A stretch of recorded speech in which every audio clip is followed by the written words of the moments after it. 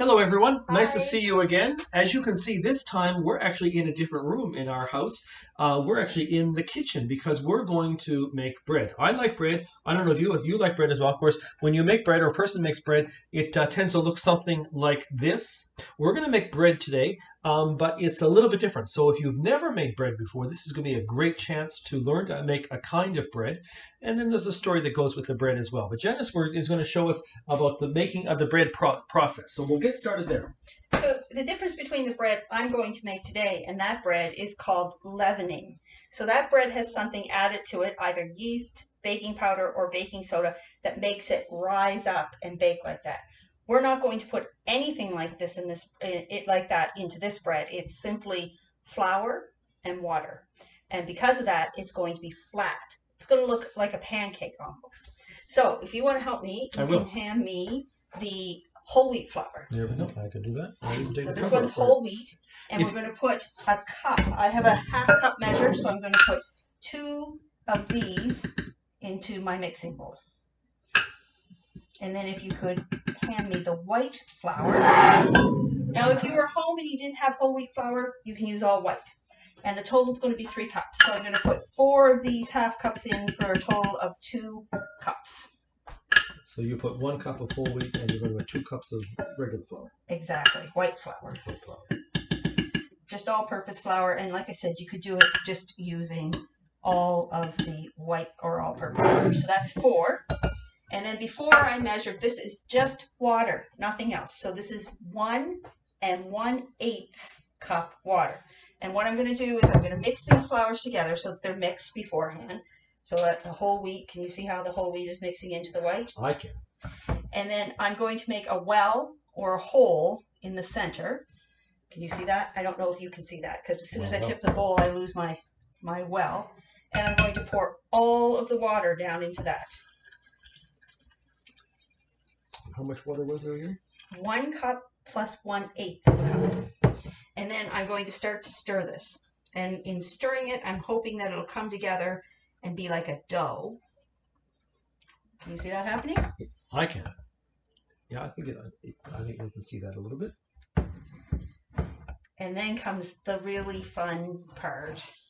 If you like to get your hands messy, here comes the slightly messy part. I'm going to put that down here because it doesn't matter because the whole counter is going to get covered in it. I'm going to dump all of this out. Oops. I want to get it all. And then you get to knead. And kneading is just when you take your dough and you bring it together by pushing it together and then pushing your hand down against it. So towards you and then away from you. Towards you and then away from you. Twist it around and keep doing it. And this is going to take me a little bit of time to knead before we get to the cooking part. And what you're trying to do in that situation is get all the flour and everything mixed in. And exactly. So there's not loose flour and everything's all... actually, you hold that up, you can actually see how that's come along already. See that? There you go. So I'm going to keep working on this because the recipe says I need to knead this. I need to knead this for 10 to 12 minutes till I get a smooth and elastic dough. So I'm going to do that, and when I get it, we'll show you, and then we'll move on to the next step. And I'll talk to you about why we're making bread today. So you may remember that last week we finished up with the story of the baby Moses. Remember that story? Moses, who was one of the people of God. He was a Hebrew living in Egypt, and life was hard for the Hebrews in Egypt. They were slaves. The work was hard, and the Egyptians, who were their masters, were incredibly hard to them, so hard that at one point they made a law, because Joseph's family and Joseph's people were, even in spite of all the hardships, they were so tremendously successful and strong that they made a law that all the baby boys were to be killed. A horrific kind of law. But then Moses' mother, when he was born, came up with a plan, and his sister helped. His sister Miriam helped, and they put Moses into that basket right at the river, and Moses was discovered by the Pharaoh's daughter, the princess, and Moses was rescued. He didn't have to be killed, and he grew up. And later on, when he grew up and became older, he went to live with the Pharaoh's daughter. So he became part of the royal household in Egypt. So that was an incredible story. Well, this story, we're going to pick up that story many years later. Moses is an adult man, and he knows that he's in a difficult position in Egypt, because even though he is part of the royal household, he also knows that he's part of God's people, the Hebrews, who are slaves. And he sort of keeps the Hebrew part a bit hidden, because it wouldn't be good for him to be known as a Hebrew. But at one point, when he sees some Egyptians hurting some of the Hebrews, he actually stops the Egyptian, actually kills the Egyptian. A sad part of the story as well. He knows that that's going to get him in trouble, so he leaves Egypt. He goes to live somewhere completely different, away from his own people, away from Egypt. But one day, God has a plan for Moses. God has had a plan all along. Remember, that's one of the stories that we've seen over and over with Joseph as well as with Moses. God has a plan for his people. God has a plan for Joseph. Even though Joseph was in prison, God had a plan for Moses. Even though Moses was in exile from his country, he was living away from his country. God has a plan for you and for me as well. Even when things don't go well, doesn't mean that God doesn't have a plan for us. So God had a plan for Moses, and there was this amazing day when God decided to tell Moses about that plan, to reveal himself to Moses. And he did that by means of a bush. Moses was keeping sheep, and he saw a bush, and he saw a bush burning. And the amazing thing was that even though it was burning, there was fire, it wasn't burning up like a piece of wood or a tree might burn up. So Moses went to explore this, and God spoke to Moses from that burning bush. And God told Moses that he had a plan. And part of that plan was for Moses to go rescue God's people, to rescue the Hebrews from Egypt, and to lead them from Egypt back to their own country. Remember, we said this before with that Joseph story, how Joseph was sold into slavery in Egypt, and later on his family came to live there to avoid the famine, to have enough food to eat. Well, God's plan was that they might go back home. They'd been away from home for centuries, and for centuries, life had been hard for them. And God wanted Moses to do that plan. Now, I don't know about you, but sometimes God has plans for you and for me. And sometimes I'm not very excited about those plans if it means I might have to do something I really don't want to do. Maybe mom or dad have a job for you, and you try to make excuses. Well, Moses made excuses. He thought of all kinds of reasons why he shouldn't have to do this plan. But God wasn't listening to his excuses. So finally, God convinced Moses that he had to go. So Moses goes back, and he takes with him, he finds his brother Aaron, who's going to help him with this plan. And the plan is to convince Pharaoh, to convince the king of England to let all these people go. You think they might want to let them go because, of course, they didn't really trust them. They were afraid of them. You thought, well, if they actually left, they wouldn't have anything to be afraid of. But it was also convenient to have all these slaves to do all the heavy work for them. So Pharaoh didn't really want to let the people go, to leave Egypt and go to the promised land. And so God had to do a number of things to convince Pharaoh, because Pharaoh was very stubborn. The phrase we have in the Bible, he had a hard heart. He was very mean and very stubborn. And sometimes he would say, yeah, sure. And then he would change his mind, go back on his word, and not let them go. And so over and over again, God had to send these signs to the Egyptians that they should let God's people go, let the Hebrews go. And we call those signs plagues. They were bad things happening to them. So the bad thing would happen. Moses would say, listen, this bad thing is going to happen if you don't help us and let us go. And Pharaoh would say, tough luck. And then the bad thing would happen, and Pharaoh would say, oh my goodness, it's really a bad thing. I'll let you guys go. And then God would make the bad things stop happening. And then Pharaoh would forget or refuse to honor his promise. And so it happened over and over and over again, until it happened for a 10th time. It happened 9 times, and then came one more, which was a 10th time. And it was a really hard story as well. Remember, I said that all the baby boys, all the Hebrew boys were going to be killed in Egypt. That was the law. They had to be killed. Well, God sort of sent a message to Pharaoh about how wrong that was. And the message was, if you threaten to kill all the boys, then if you don't let my people go, then your baby boys, all your firstborns are going to die. And so that's a really hard story. But what would happen to the Hebrew firstborn? Would they die as well? And so God came up with a plan. And they would take the blood of an animal, the blood of a lamb, a sheep, and they would put some on the outside of the house around the door. And when the time came for that last and 10th punishment to come, when the angel who was doing that saw the blood on the doorposts on the top, the angel would pass over the house of God's people. So the house of people, God's people, would be protected from that 10th and horrible punishment.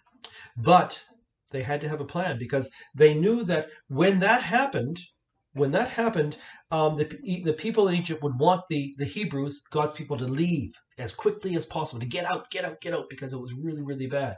And so God said, get ready. Have your bags packed. Be ready to go at a moment's notice. Get your, like us, get your suitcase at the back door. Have all your stuff, your luggage packed up. When the time comes, you don't have to go around looking for it. You're just going to go out, get in the car and go. Well, they didn't have cars, of course. So God said, be ready to go when the time comes. And so and it was going to come so suddenly that they weren't going to be able to do some of the things that we normally do. So when we make bread, for example, and it has leaven or yeast, it takes some time for that yeast to rise to make that loaf of bread high.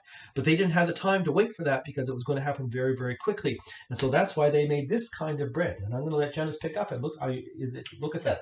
I've kneaded it and I've shaped it into a log, and it's important to let it rest because just like when you make a fist, if you hit somebody when it's in a fist, it's hard and it'll hurt.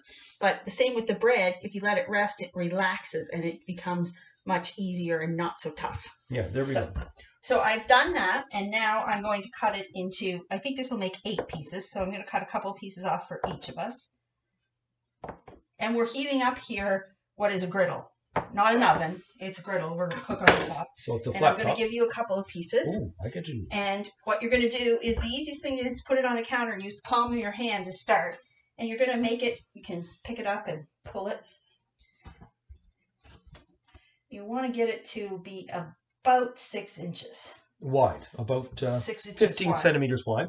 15 centimeters, yes. And it's going to be about a centimeter thick, I suspect. By the About time a we're centimeter thick by the time we're ready to go. And we have this heated up, and I'm just going to spray it with a little bit so it doesn't stick.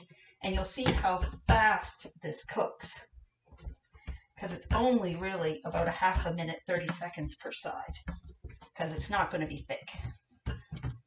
I think mine is about ready to go. Yeah, mine, I think it's even a little bit less than a centimeter thick, I think. So you can see, there's what mine isn't perfect in a circle, but it's close enough. There you go. And by the time it's cooked, so just a little bit of spray. You should probably have an adult do that. That's why I'm doing this. Not me. And then You got the message there, did you? And then you just take this and you put it down on your griddle. You can hear it.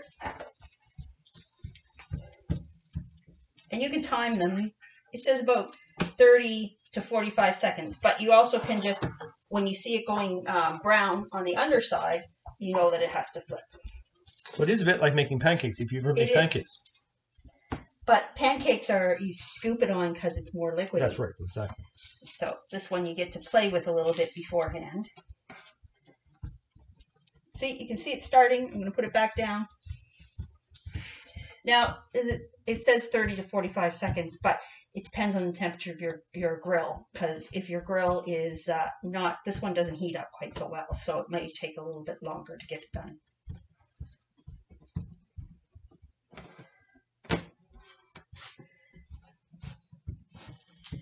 Spots of this grill are hotter than others. Oh, you're starting to. So while that's cooking, I'll just finish up that story. So that's what happened. So the 10th punishment came. And when the time came, God's people were saved from that punishment because of the blood that was around their door. The outside, it was kind of like a sign on the outside of their houses. But things were horrific. They were terrible in Egypt. And so when that finally happened, the Pharaoh decided, yeah, let them go. Let them go home. Let them get out of here because it was too hard and too harsh and too dangerous for them to stay. There we go. I have another one. There we go. Perfect. There. And so that's what they did. They took off. And next time we're going to talk about some of the things that happened as they were leaving Egypt and as they were going back home. There were a couple of really important stories that I want us to talk about that. But that piece of bread looks like it's coming along very nicely. It does. There we go. So think about that. So think about the lesson here for us, right? God had a plan for Joseph. God had a plan for Moses. And even though things were bad at times, it didn't mean that God had forgotten the plan or forgotten Joseph or Moses. Sometimes we struggle. Sometimes there are things that don't go right in our lives. Things don't go the way you hope they go or hope that we want them to go. And sometimes we might think, Has God forgotten about us? Has he just sort of left us here? Well, God has a plan for you and for me as well. And like Moses, sometimes we struggle, right? Sometimes we don't want to do what God wants us to do. Sometimes we'd rather watch TV or hang out on our device. But that's what I might be for me. But God has a plan for me. And so when I make excuses, if I listen to the voice of God, God will tell me why it's important for me to listen to his plan and to try to do his plan in my life. So we'll pick up that story next time. And I hope you enjoy making some bread, unleavened bread, flat bread. There it is. That looks like a nice piece of bread there. There we go. They're really good with soup. They're good with hummus. That was the one I just made. It was the one you made. I know, it's nice and round. So we'll see you guys next week, and hope you enjoy thinking about Moses and God's plan for his people as you make some flatbread. Take care. Bye, everyone. Bye.